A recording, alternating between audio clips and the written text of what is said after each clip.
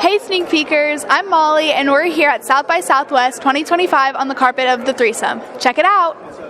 What is one memory from set that you carry with you? Maybe like a fun memory or something that just stuck out to you? Well, oh god, there was a lot. We went to hot springs, that was super fun. We all took like baths in the hot springs in Arkansas. It was great. Another memory was Jonah and I shared a car on set. We would drive ourselves to each location, and it was fun. We just like blast music in between setups, which was fantastic. In Arkansas, when we were living in Little Rock, it snowed for the first time when we were there. Yeah. And me and Emily, who is the costume designer of this movie, we were living in the same apartment building, and we went outside like kids, and it was snowing, and it was beautiful. It was just like a big giant white carpet of like beautiful fresh snow, and we were taking a long snowy walk, and then there were all these people sledding in the streets. And I'm from LA. I'm born and raised there, so I like have never experienced that community of like everyone coming out, putting their lives on pause, and just sledding together. And we went down in this guy's kayak down this giant hill. It was insane. Like you used the kayak as a sled? Yes. I mean, the guy that played my husband Robert he's probably not here. He's such a rascal that like it's when you just meet. Can I swear? Am I allowed to swear? Go ahead. When you meet somebody who just doesn't give an F, how about that? He just does not give an F, and it's just like late at night, I'd be like, he's like, I'm not going out. I'm like, he's like, I did my work, I'm done, I'm going to bed. I was like, good for you, Robert. Like, to be somebody like, cause I always like, I try so hard, and like, to be somebody who's just like talented, fun, and a little salty. I was like, I'll have what he's having. Yeah. I don't know that it would work in my package. I was like, I don't even know how you get to be that. But he was like, you know what? Like, I'll come prepared, I'll do it. But I'm done. I was like, okay, Robert. Good for him. Good for you, honey. Yeah. And like people work with him again, and like I think he's just like a straight off. Like people are like, I don't know where this came from, but I'm here for it. And like we're just like salt and pepper husband and wife combo. Perfect. I loved him. Anything. You know what? There was like, it snowed so hard. Yeah. Maybe like the second week that we were there, and it was so gorgeous. Like, it felt like we were in a snow globe. It was so beautiful. That was pretty. Yeah, it was just like really pretty. Kristin and I had like a lot of fun frenzied parent moments where we were working with child actors, and we got to do single takes of these moments, and they were just really felt really complex at the time to try to execute, but then I got to see a little bit of the cut of it, and I was like, oh wow, this turned out great. And it really like is all you need to establish the kind of like being a overwhelmed parent vibe that we were going for. Yeah, I loved working with the director's children because they're friends of mine, and Allan and Zoey and Jonah. We had some really fun kind of hectic scenes that were, I mean, since you're students, I'll just say they're one-shot oneers, so we, did them a couple times, and we're just trying to like keep the pacing, and there's the wild card of having the kids in the shot and trying to keep the realness with the comedy and the humor. So that's my favorite stuff, where you really like have to feel out every moment, and you've got great scene partners. How did you prepare for this role? It was actually pretty chill because I met Jaboukie before. He plays my husband, and we just like kind of already had like a shorthand, and it felt really close to who I was naturally. And then Chad let me play and just kind of like go the extra mile in terms of like takes. He's like, let's just get what's on the page, but then like let's just play around a little bit. And, it felt really, it was really nice to like have that kind of freedom. I would say I do a lot of preparation ahead of time, and then I try to let it go, because in your head it's always something different. So as long as you have an idea for why this character might be doing this, then when you get with the director and he or she gives you the blocking, and then you're with the DP and you're in the space with the actors, then you can let go. But if you have not done your work or if you're not, totally on top of it, it's really hard to let go, and that's where the surprises happen. Yeah. When you're working with an actor, how do you kind of guide them to get the performance that you're looking for? I believe that a lot of directing is in the writing and in the casting. And if you cast it well and if you write it well, and I didn't write this one, so I can say that, you really shouldn't have to do that much directing on the set. The actors are paired to the parts, and the actors are usually great actors, and so on set it's more about experimenting or trying things for fun rather than like fixing things or trying to figure things out. If you're trying to figure out a scene on set, then you either didn't do the writing or the casting right. Do you find that you kind of like to work closely with the director to make the character your own, or do you like to go kind of trust their direction? And I would rather come in with a strong idea, and I like to come in with lots of strong ideas and then bounce them off of the director, And some directors don't have a lot of thoughts, on what you're doing, because if you make a big choice and if you're truthful, then they're sort of saying, oh, that's great for me, and then but if you make a big choice, then they have something to work with, and if you come in sort of like, I'm a lump of clay, mold me, that's a lot of work for them, and it's not as much fun. So I always like directors who are opinionated, and so I can say my opinions, and then they say no. But I say, what about this? And then they say sure. Awesome. Well, that's good to know, especially as 3 students who are trying to go into that field in the moment. So what does it mean to you to see this film premiere at South by? It means a lot for me personally, because I used to just come to South by every year just to hang out. I loved going to the film and music portions.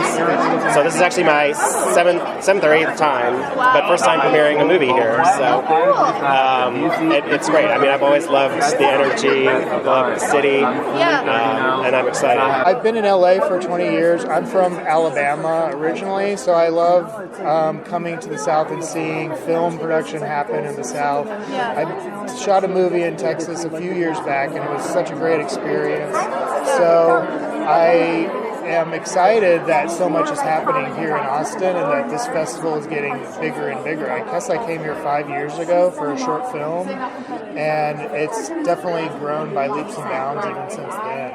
Awesome. Mm-hmm. Is there anything you're looking forward to while you're in Austin? Anything that hoping to get around to? I've already had some Tex-Mex, and I would like to just get some fun Franklin barbecue or something like that. But I really love. This morning I just enjoyed walking around downtown Austin. It's nice. It was lovely, and I do a podcast about walking called Walking About, and so I got to do an episode this morning with Tommy, who was just around here somewhere, and we walked around downtown Austin, and that was really what I wanted to do. So I've already done a couple of things that were on my list.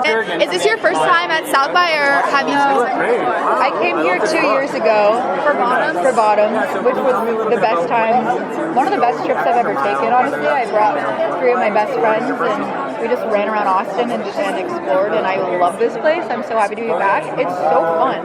Yeah. It's a party.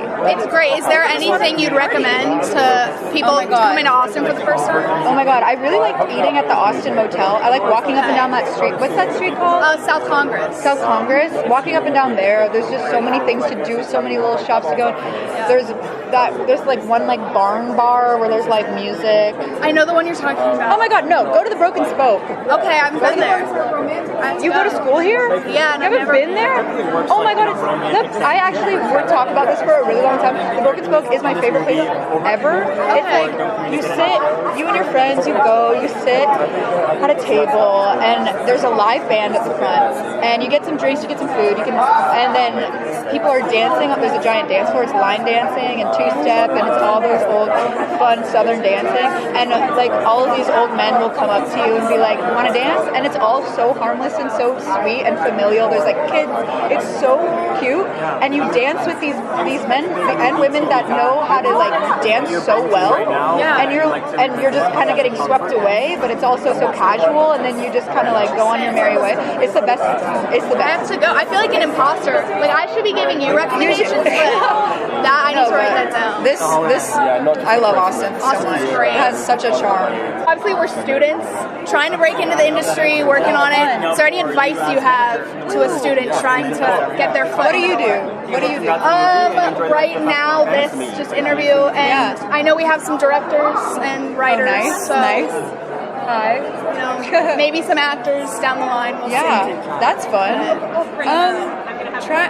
This industry is, you know, it can be a lot. Yeah. It can be a lot. There can be a lot of different people's opinions in your ear, clouding your own strong, precious, whatever you hold inside of you that's unique.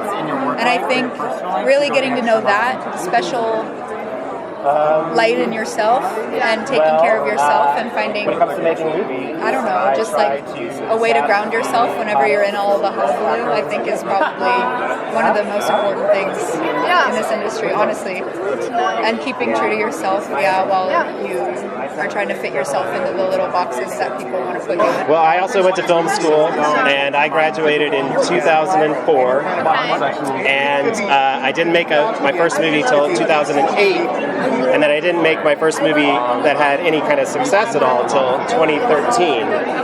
So 9 years after school. And I would say, don't worry about it. There's no rush. It's not a race. I truly believe that a life in film is a lifelong endeavor. It's a marathon, not a sprint. And I feel that there's a lot of competitive energy from young people feeling like they gotta be successful right away, and you really don't. I like I said, I was 30 when a movie I made got into Sundance, and I went there, and it's not like everybody was like, "What have you been doing all this time?" Like at 30, I was still a very young filmmaker. So just relax, like live some life, gather some fuel, and let the projects come as they come. My advice would be, you only have your own barometer of your own success and what is successful or good. You only have your own barometer of taste level. Right. What's a better way to put that? Your taste is the most important thing you have. So there's a great Ira Glass quote where he says, for a long time, your taste isn't going to match up with your skill.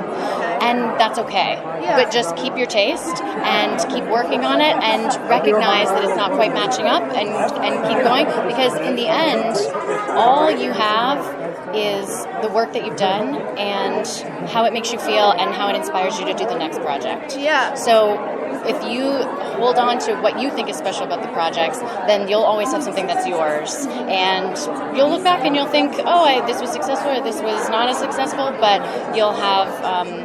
but it'll feel like yours. Because in a world where there's so many other opinions on things and there's so many other barometers of success, like if you want to be an artist in this business, you can only rely on your own.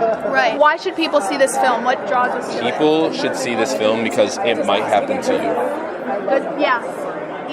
Thank you. Well, you know what? We'll leave it at that because that's great. Yeah. Thank you so much. And if you don't watch it, you'll never know what you're going to do in this situation. Yeah, exactly. So you need to watch it.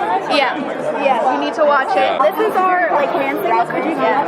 Is that right? Yeah. Am I doing it right, guys? You got it. Okay. Thank you so much. Go long.